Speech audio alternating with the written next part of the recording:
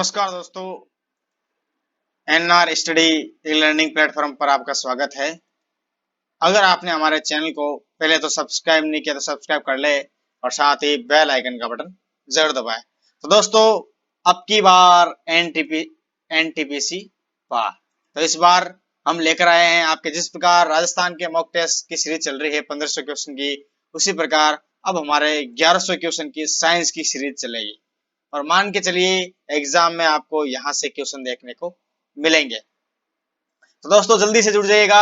और खास बात ये रहेगी कि जो भी इस मॉक टेस्ट सीरीज के अंदर सबसे पहले आंसर देगा और सबसे तेज जिनके आंसर होंगे उनका नाम अगली क्लास में लिया जाएगा। तो शुरू करते हैं।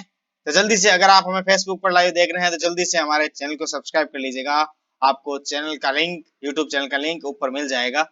और हमारे फेसबुक पेज नवरत्न माली को फॉलो कीजिएगा। तो दोस्तों चलते हैं आज के क्वेश्चन सीरीज की ओर। तो आपके स्क्रीन पर क्वेश्चन आ चुका है।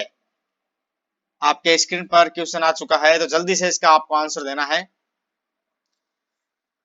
बिल्कुल बिल्कुल, जितने भी आपके एग्जाम है जिसके अंदर साइंस आती है, तो आज हमने टॉपिक शुरू किया, ये कोशिका का टॉपिक हमने शुरू किया है। तो कोशिका से संबंधित मॉक टेस्ट सीरीज चलेगी।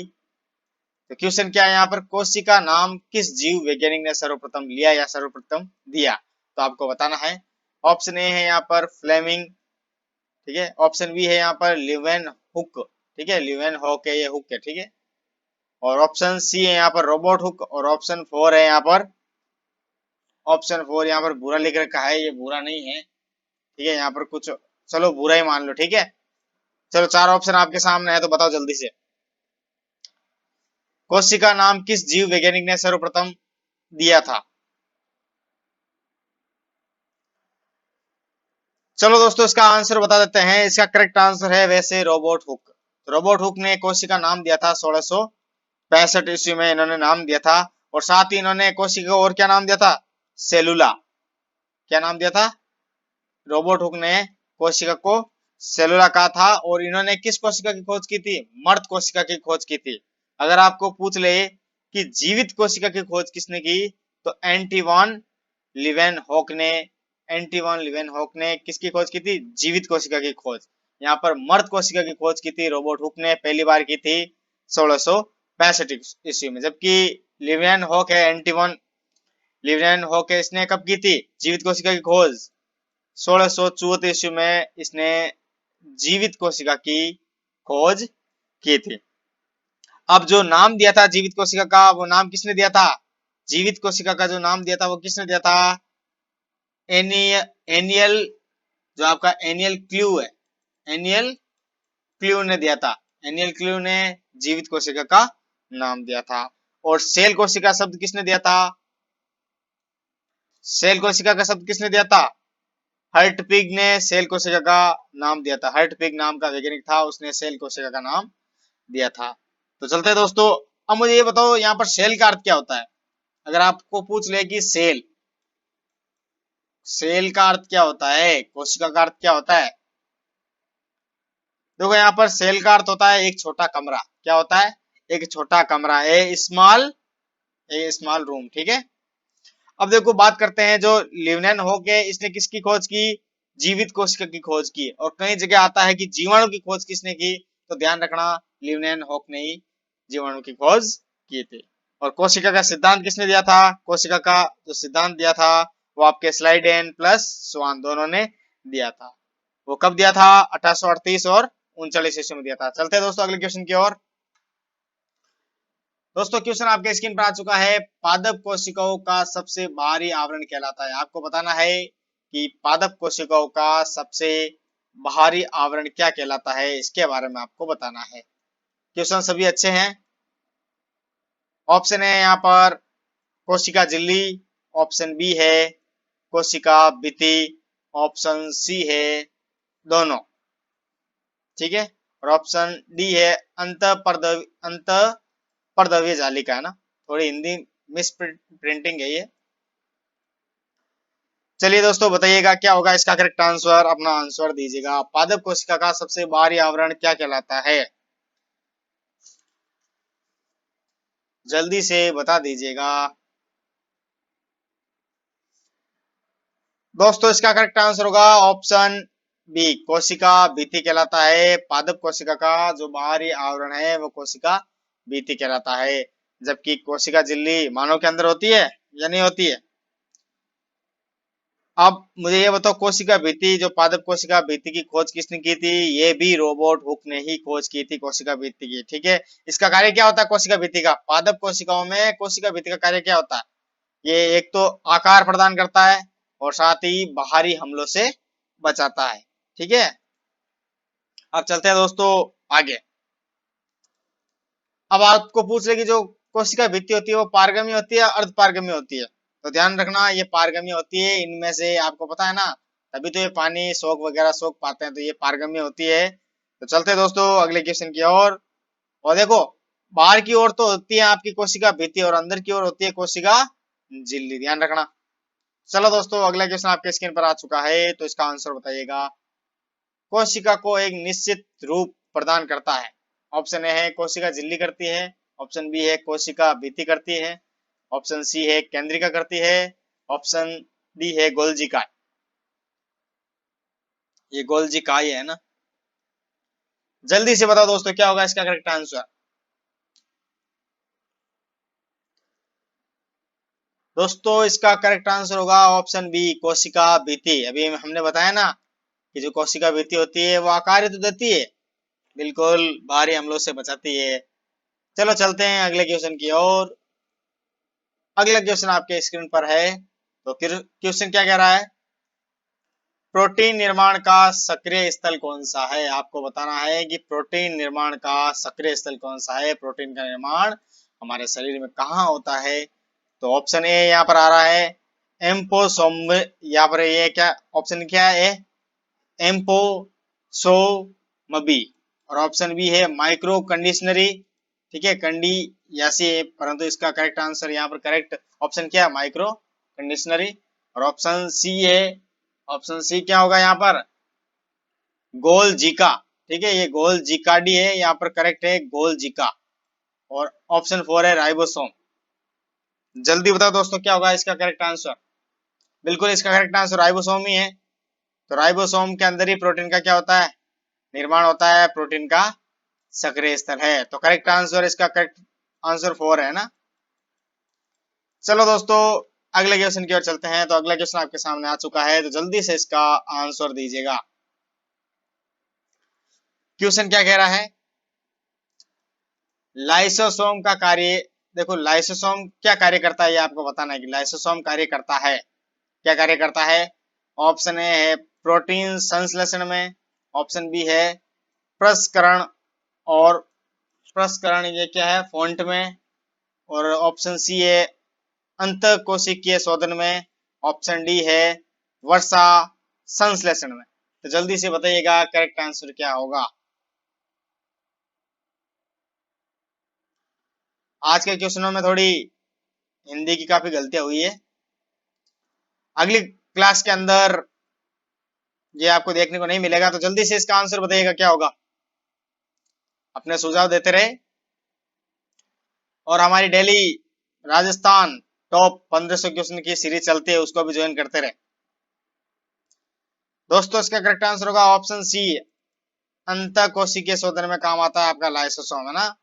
लाइसोसोम को आत्मघाती थैली भी कहता है ना, बिल्कुल।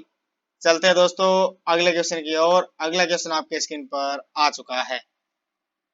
क्वेश्चन है जीव द्रव्य जीवन का भौतिक आधार ये किसका कथन है? जो जीव द्रव्य है वो जीवन का भौतिक आधार है, ये किसका कथन है आपको बताना है। जीव द्रव्य जीवन का भौतिक आधार ये किसका कथन है? ऑप्शन ए है लेमार्क, ऑप्शन बी है हेनरी, ऑप्शन सी है हक्सले, ऑप्शन डी है ट्रे वीरेन, ट्रे वीरेनस। बताओ।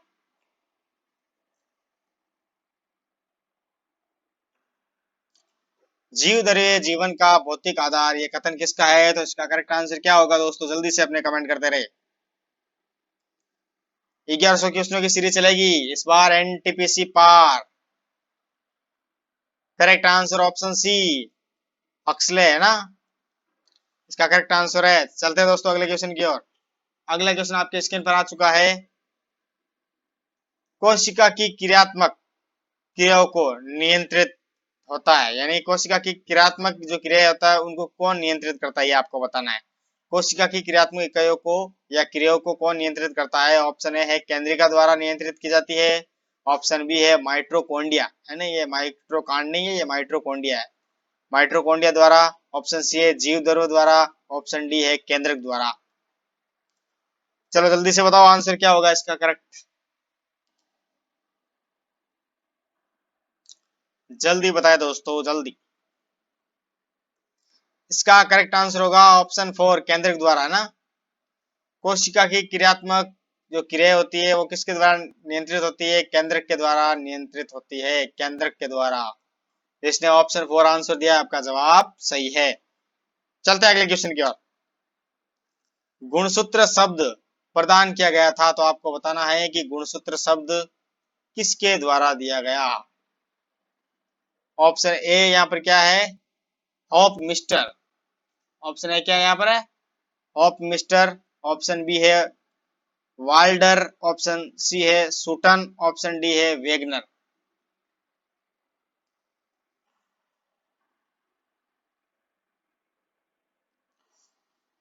दोस्तों इसका करेक्ट आंसर होगा ऑप्शन बी वाल्डर के द्वारा दिया गया। गुणसूत्र शब्द किसके द्वारा दिया गया? तो वाल्डर के द्वारा गुणसूत्र शब्द दिया गया। ठीक है, चलते दोस्तों अगले क्वेश्चन की ओर। अगला क्वेश्चन आपके स्क्रीन पर आ चुका है। कोशिका का जीवित अंश जीवद्रव्य कहलाता है, ये किस से बना होता है? कोशिका का जीवित अंश होता है वो क्या कहलाता है? जीवद्रव्य कहलाता है। ये किस से बना होता है आपको बताना है। ऑप्शन ए है केवल कोशिका द्रव्य से, ऑप्शन बी है कोशिका द्रव्य और केंद्रक द्रव्य से, ऑप्शन सी है केवल केंद्रक द्रव्य से, और ऑप्शन डी है कोशिका द्रव्य, केंद्रक द्रव्य और अन्य कोशिकांग। तो चार ऑप्शन आपके स्क्रीन पर दिख रहे होंगे, तो कोई एक इसका करेक्ट आंसर है तो जल्दी से दीजिएगा आंसर क्या होगा। अपने कमेंट करते रहे दोस्तों, क्या होगा करेक्ट आंसर।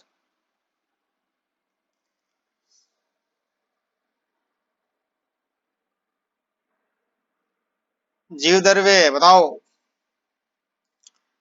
इसका करेक्ट आंसर होगा ऑप्शन 4 कोशिका द्रव्य, केंद्रक द्रव्य और अन्य कोशिकाओं से या कोशिकांग से मिलकर बना होता है, जिसे हम जीव द्रव्य कहते हैं। तो दोस्तों जिसने ऑप्शन 4 आंसर दिया आपका जवाब बिल्कुल करेक्ट है। तो चलते हैं दोस्तों अगले क्वेश्चन की ओर।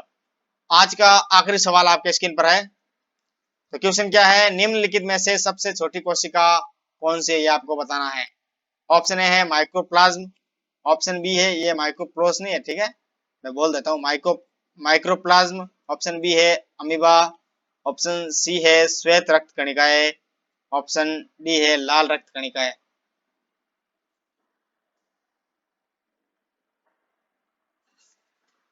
जल्दी बताओ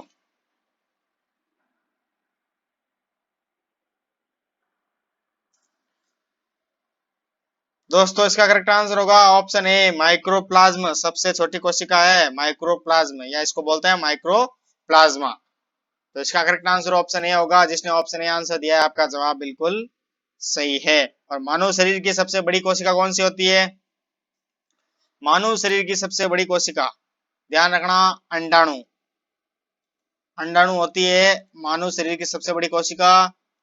और सबसे छोटी कोशिका कौन सी होती है मानव शरीर की, बताओ, ये इंपोर्टेंट है इसलिए मैं आपको बता रहा हूँ। मानव शरीर की सबसे बड़ी कोशिका होती है अंडाणु, और सबसे छोटी सेल या कोशिका होती है आपके शुक्राणु, ठीक है, स्पर्म, शुक्राणु, ठीक है। और मानव तंत्रिका कोशिका की लंबाई कितनी होती है? मानव तंत्रिका कोशिका की लंबाई 1 मीटर होती है, ध्यान रखना, मानव तंत्रिका कोशिका की लंबाई 1 मीटर होती है। और अगर आपको पूछ ले कि सजीव जगत की सबसे बड़ी कोशिका किसकी होती है, तो ध्यान रखना शुतुरमुर्ग के अंडे की होती है। और कितनी होती है? लगभग 1.4 kg, ठीक है। अब दोस्तों और चलो, आज के लिए इतना ही। अगर आपको अच्छा लगा हो तो हमारे चैनल को लाइक करें, शेयर करें, सब्सक्राइब करें, और साथ ही बेल आइकन का बटन जरूर दबाएं। दोस्तों हमारे जो साइंस की क्लास चलेगी लगभग 1100 क्वेश्चन लेकर आएंगे हम, और आप इस बार एनटीपीसी लेके रहेंगे, आपकी सीट पक्की है। तो दोस्तों जल्दी से लाइक शेयर सब्सक्राइब कर लीजिएगा। ठीक है दोस्तों, इसी के साथ आपसे विदा लेना चाहेंगे। धन्यवाद।